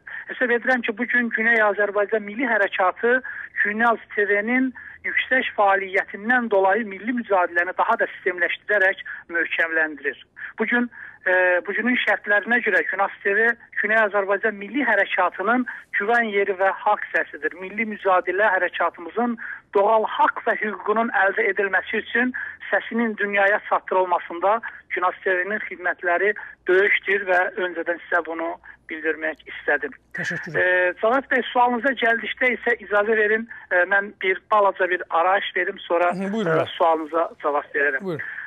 Bildiyiniz kimi, DAQ uzun illərdir ki, parçalanmış vəziyyətdə fəaliyyət göstərməkdə idi. DAQ-ın parçalanmış tərəflərinin idarə heyətinin 19, 20, 21 avqust 2011-ci ildə DAQ-ın birləşməsi üçün önəmli bir tarixi əhəmiyyətli qərarı oldu. DAQ-ın parçalanmasından sonra təşkilatın bölünmüş tərəflərinin heç birində təmsil olunmayan digər DAQ fəalları DAQ idarə heyətinin birləşməklə bağlı verdiyi qərarları dəstəkləyərək DAQ-ın birlik qurultayında iştirak etmək üçün onlar da təşkilat komitəsi yaratdılar. Beləliklə, bir zamana qədər DAQ-ın bütünlüyünü əks etdirən tərəflər arasında DAQ-ın birlik qurultayına getməklə bağlı müzakirələr aparıldı. Və sonda qərara alındı ki, DAQ-ın hər iki idarə heyətləri tərəfindən 7 olmaqla digər DAQ fəallarının təşəbbüs qrupunda da 7 nəfərdən ibarət təşkilat komitəsi yaradılsın. Qərarımızı bütün DAQ üzvləri dəstəklədikdən sonra beləliklə 21 nəfərdən ibarət DAQ-ın birlik qurultayına hazırlıq təşkilat komitəmiz yarandı. Qurultaya qədər bütün səlahiyyətlər 21 nəfərdən ibarət təşkilat komitəsinə verildi. Təşkilat komitəsinin qərarı ilə 28, 29, 30 apreldə Nisanda Belçikanın paytaxtı Brüsseldə DAQ-ın birlik qurultayının keçirilməsi ilə bağlı qərar verildi. Hazırda dünyanın dörd bir tərəfinə səpələnmiş DAQ üzvləri bölgələr konferanslarını keçirir və DAQ-ın qurultayında mandatlı iştirak edəcək şəxsləri müəyyənləşdirirlər. Bütün dünyada Türk milləti yenidən toparlanma prosesini yaşamaqdadır. Dünya bugün dəyişim sürəcinə girmişdir və bu dəyişim Türk millətinin qalibiyyəti ilə sonuçlanacaqdır deyə düşüncəsindəyim Cavad bəy. Ona görə də millətimizin içində birləşmə, təşkilatlanma prosesi sürətlə getməlidir. Yeni dünyanın qaydalarına uyğun hərəkət etmək və millətimiz üçün önəmli qərarlar almaq ciddi təşkilatlanma proseslərindən keçir. DAQ-ın uzun illərdən sonra birləşmə haqda yeşilliklə verdiyi qərar da məhz bu məqsədlərə xidmət edir. DAQ-ın birləşməsi dünyada yaşayan Azərbaycan türklərinin verdiyi önəmli qərardır. Təkcə DAQ-ın birləşməsi deyil, Azərbaycan adına fəaliyyət göstərən bütün qurumlar fərqli fikir və ideyalara xidmət etsələr belə bir araya gəlməli və yaranmış bu tarixi şansdan hesab edirik ki, səmərəli istifadə etməlidir. Millətimiz və dövlətimiz naminə bircə hərəkət etməliyik. Əks halda bugün bir gün gələcək, hər birimiz tarixin bu səhifəsində buraxdığımız tarixi şansa görə gələcək nəsillər qarşısında lənətlənəcəyik. Dəyərli dostlar, kimliyindən asılı olmayaraq, bu birləşmələrin və müzakirələrin əleyhinə kimlər olacaqsa, onlar Tehran rejimi başda olmaqla dünyada millətimizə qarşı olan mövcud irticanın yanında yer almışlardır. Dəyərli Cavad bəy, sualınıza gəldikdə isə onu deyə bilərəm ki, DAQ idarə heyətinin verdiyi qərarla bugün Dünya Azərbaycanlıları Kongresi birlik qurultayına gedir. Mən Sabir Rüstəmxanlı rəhbərlik elədiyi DAQ-ın həmin o qanatda təmsil olunan həm Azərbaycan nümayəndəliyinə başçılıq edirdim, həm də idarə heyətinin üzvüydüm. Sabir Rüstəmxanlı hələ Cavad Dirəktinin dönəmində, başkanlığında o vaxtı DAQ Ali Məclisinin sədri oldu. 2 il müddətində Sabir Rüstəmxanlı bir dəfə olsun məclisin toplantısını çağıra bilmədi. Və Cavad bəy bütün DAQ üzvləri qarşısında hətta soruşanda Sabir Rüstəmxanlı dedi ki, onları mən bir araya yığa bilmədim. Sonradan biriləri Sabir Rüstəmxanlını Dünya Azərbaycanlıları Konqresinin həmsədri vəzifəsinə gətirdi.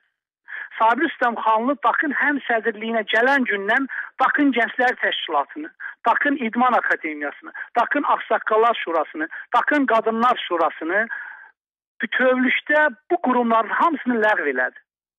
Nə üçün ləğv elədi? Sonradan aydın oldu ki, Sabir Rüstəmxanlı üçün təkcə zəif bir DAQ lazımdır.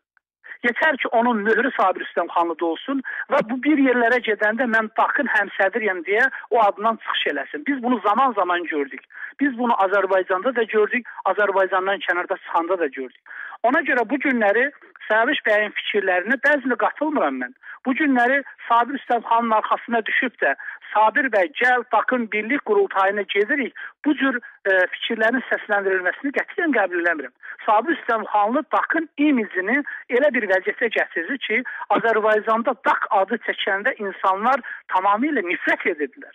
Ona görə biraz aydın baxmamız lazımdır. Sabir Üstəmxanlının bugün təmsil olduğu siyasi partiya var.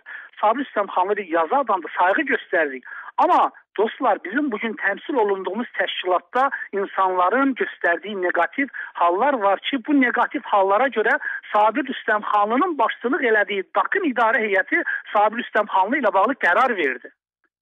Və avqustun 19-unda idarə heyəti növbədən kənar toplantı çağıraraq Sabir Üstəmxanlının buraxdığı negativ hadisələrə, hərəkətlərə görə Sabir Üstəmxanlının səlahiyyətlərini əlindən aldı. Sayın Səfdər bəy, nə idi bu negativ hal? Yəni nədir? Yəni biz bilək də Sabir bəyin hansı negativ hal ondan ibarət idi ki, DAQ-ın 11-ci qurultayında Almaniyanın Köln şəhərində keçirilirdi. Sabir Üstəmxanlı həmin vaxtı Sabir Üstəmxanlının tərəfdarları gəlmişdilər ora. Bunlar say komissiyasında iştirak edirdilər. Və say komissiyasında iştirak edən Sabir Üstəmxanlının tərəfdarları 40% Sabir Üstəmxanlıya artıq səs atmışdılar. Və orada nəzarətçilərdən biri təklif elədi qurultaya ki, buyurun, DAQ-ın burada saxtakarlıq var, bunu bir də sayaq.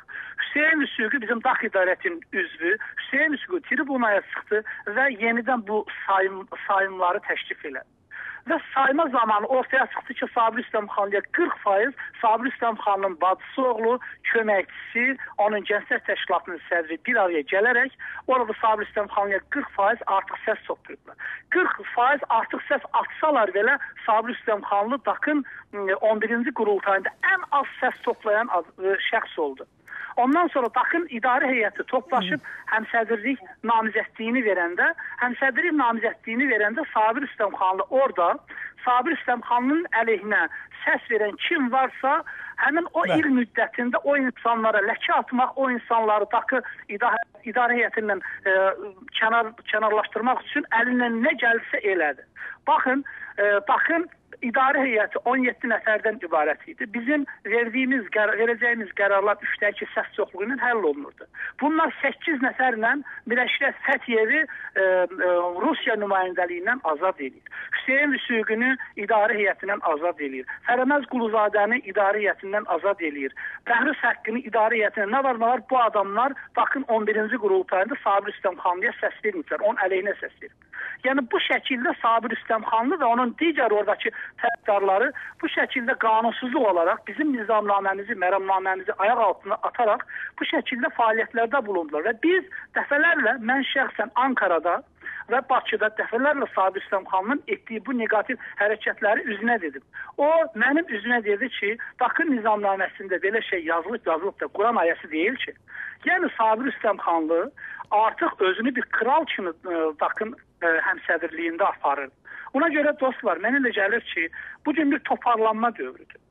Bugün DAQ-ın idarə heyətləri, hər iki idarə heyətlərində təmsil olunmayan və DAQ-ın bölünməsindən sonra kənarda qalan bizim daha möhtəşəm, daha mötəbər, daha hörmətli dostlarımız da bugün gəlmişdir və bunlar bütövlükdə bir bütövlük təşkil etmişdir. Biz DAQ-ın birlik qurultayına gedirik.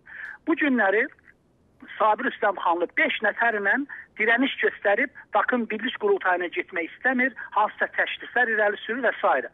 Buyursun DAQ birlik qurultayına qərar verib, qərarı verən idarə heyətləridir. İdarə heyətləri qərar verib.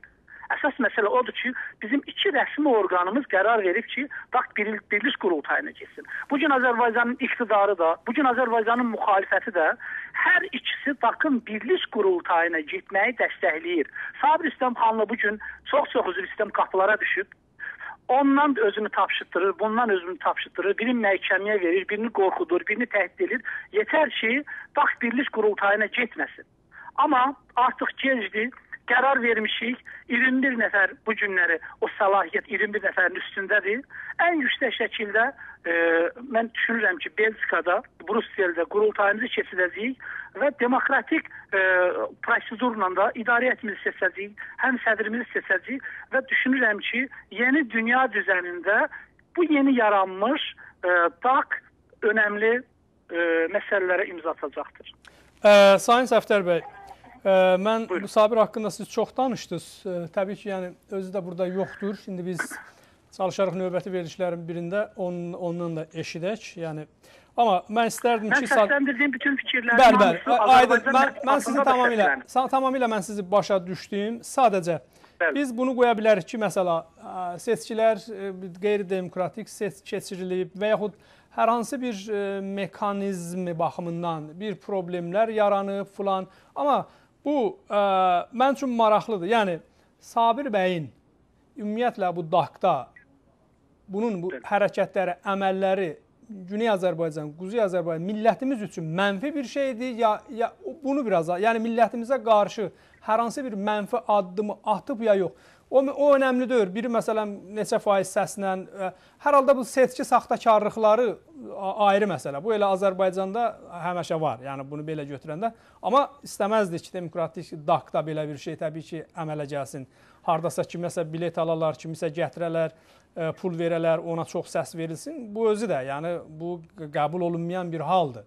Ümumilikdə mənim üçün maraqlıdır ki, yəni hansı neqativ halları deyirsiniz? Yəni millətimizə qarşı Sabir bəyin bir neqativ hallar varsa, indiki söhbət belə açılıbsa, yəni bunu deyək, millətimiz bilsin. Yoxdursa, biz bu qədər gərək, yəni ittihamdan üzərinə getməyək. Buyurun. Sayın Cavad bəy, mən sizin fikrinizə bir açıqlama gətirim. Millətimizə qarşı deyəndə Dünya Azərbaycanlıları Konqresi bu günlər Azərbaycanın ilk beynəlxalq təşkilatıdır. Bəli. Bu təşkilat mən deyərdim ki, bugün Güney Azərbaycanda biz davamlı əlaqələrimiz var. Güney Azərbaycanda insanların bəlkə də ümid bəslədiyi təşkilatlardan biridir.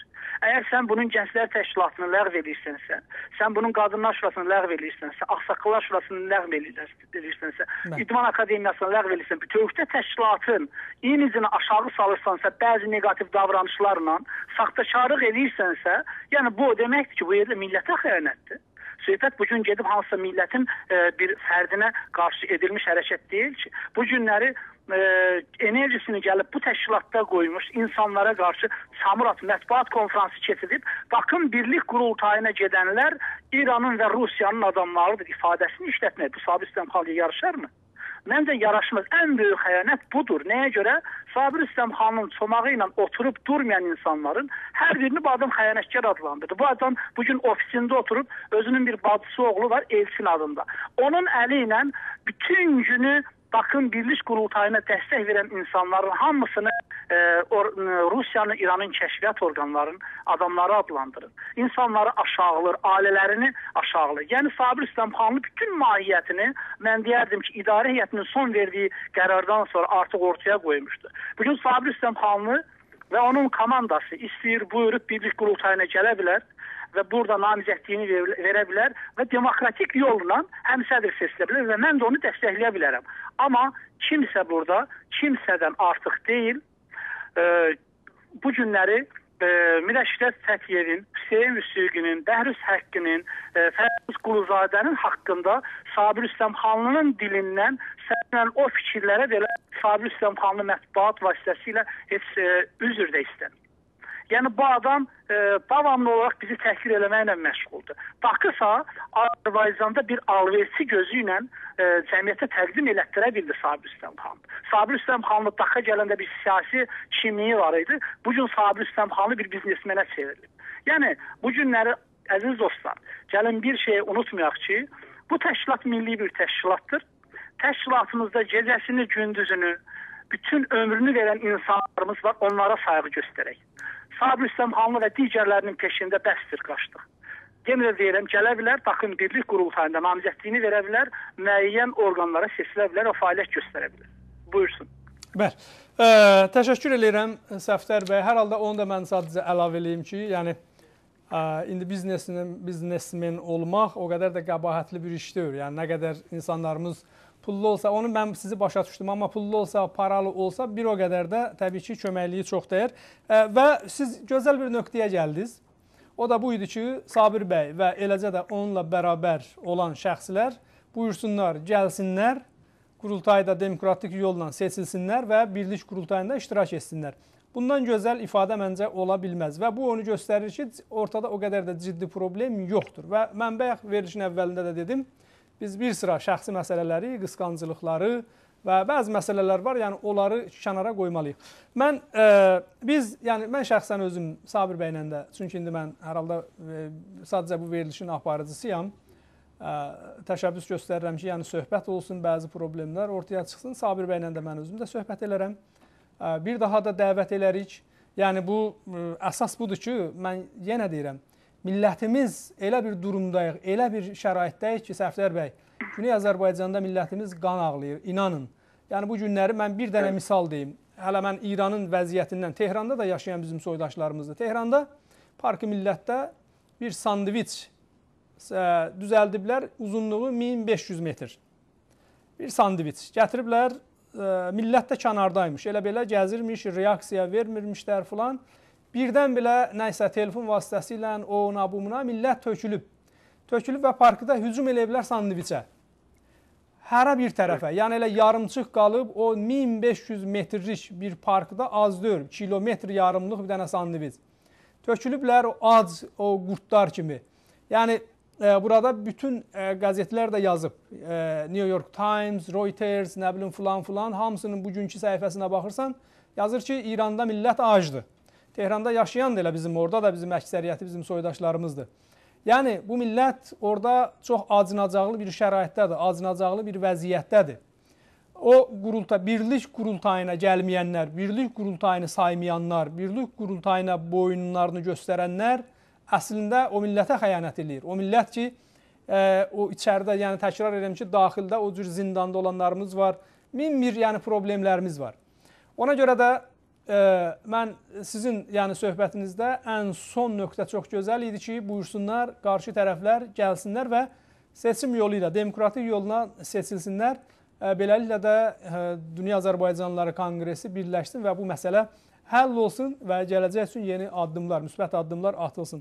Sayın Səfdər bəy, mən sizə təşəkkür edirəm. İcazə verirsiniz, qısa bir ara alırıq. Aradan sonra söhbətimizi bir qədər də yəni davam etdirəcəyik. Buyurun əziz həmvətənlər, sadəcə qısa bir musiqi fasiləsi və söhbətimiz davam edəcək.